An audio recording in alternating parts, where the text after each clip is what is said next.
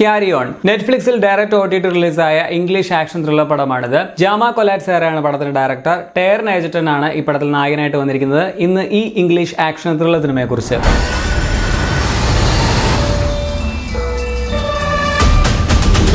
ഇതൊരു airport action thriller ഫിലിമാണ്. Police ആകാൻ ആഗ്രഹിച്ച് നടന്ന ഏതൻ പക്ഷേ ഇപ്പോൾ ലോസ് ഏഞ്ചൽസിൽ എയർപോർട്ടിൽ TSA ഓഫീസറായിട്ട് ജോലി ചെയ്തു വരികയാണ്. ഒരു ദിവസം, അതായത് ഒരു ക്രിസ്മസ് ദിവസം, ജോലിക്കിടയിൽ ഏതന് നേരിടേണ്ടി വരുന്ന അപ്രതീക്ഷിത സംഭവങ്ങളാണ് ഈ സിനിമ പറയുന്നത്. തുടങ്ങി തീരുന്നത് വരെ എൻഗേജിംഗ് ആയിട്ട് പോകുന്ന, ഗ്രിപ്പിംഗ് ആയിട്ട് പോകുന്ന ഒരു ത്രില്ലർ സിനിമയാണിത്. ഒരു നഖംകടി ടെൻഷൻ ബിൽഡിംഗ് ഐറ്റം എന്ന് വേണമെങ്കിൽ പറയാം. നല്ല സ്ക്രിപ്റ്റ്, നല്ല പെർഫോമൻസുകൾ, ഒപ്പം ടെക്നിക്കൽ ക്വാളിറ്റിയും ഉള്ള ഒരു പടമാണിത്.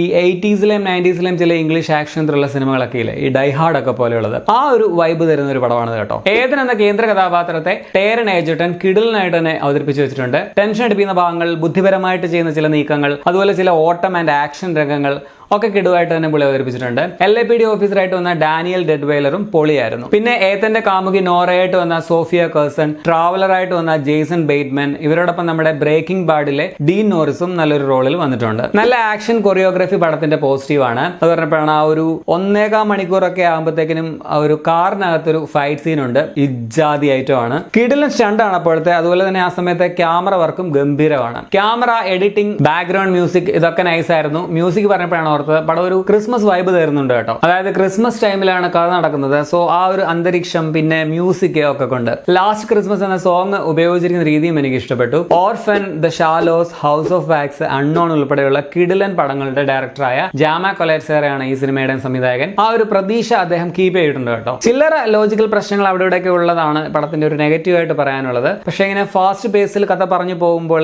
ആ ഒരു നരേഷൻ ഭയങ്കര എൻഗേജിംഗ് ഒക്കെ ആയതുകൊണ്ട് ഇതൊന്നും നമ്മുടെ ആസ്വാദനത്തെ അങ്ങനെ കാര്യമായിട്ട് ബാധിക്കുന്നില്ല. സോ ആകമൊത്തം ടോട്ടലിൽ ഒരു കിടിലൻ ഗ്രിപ്പിംഗ് ആക്ഷൻ ത്രില്ലർ ആണിത്. എനിക്ക് പേഴ്സണലി വർക്കായ പടമാണ്. ആക്ഷൻ ത്രില്ലർ പ്രേമികൾക്കായിട്ട് ഈ സിനിമ റെക്കമെൻഡ് ചെയ്യുകയാണ്. ഈ സിനിമ നിങ്ങൾക്ക് നെറ്റ്ഫ്ലിക്സിൽ കാണാൻ കഴിയും. 1 മണിക്കൂർ 58 മിനിറ്റ് ആണ് സിനിമയുടെ റൺ ടൈം. ഇംഗ്ലീഷിനോടൊപ്പം തന്നെ ഹിന്ദി, തമിഴ്, തെലുഗു ഡബിങ്ങും അവൈലബിൾ ആണ്. ഞാൻ ഇംഗ്ലീഷ് കണ്ടു തുടങ്ങി, കുറച്ച് കഴിഞ്ഞപ്പോൾ തമിഴ് ഡബിംഗ് കണ്ടു നോക്കി. ഡബിംഗ് വളരെ ഡീസന്റ് ആയിട്ട് തന്നെ ചെയ്തു വെച്ചിട്ടുണ്ട്. സോ നിങ്ങൾ ഈ പടം കണ്ടിട്ടുള്ളവരാണെങ്കിൽ നിങ്ങളുടെ അഭിപ്രായം കൂടെ കമന്റിൽ രേഖപ്പെടുത്തുമല്ലോ. അപ്പോൾ ശരിയാണ്.